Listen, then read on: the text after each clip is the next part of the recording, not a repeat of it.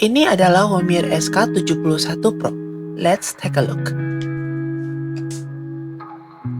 Keyboard ini adalah keyboard pre-built berlayout 75% yang punya bodi perpaduan CNC aluminium 220 mesh yang diperkuat dengan frame plastik.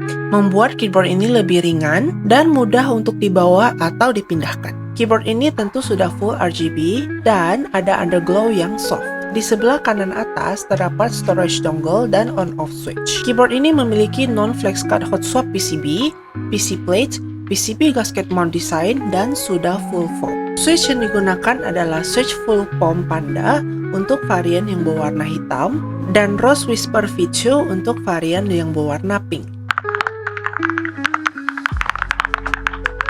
Keycaps yang digunakan adalah dual tone set double shot PBT Cherry Profile. Keyboard ini sudah remote connectivity, via compatible, dan memiliki baterai sebesar 8000 mAh.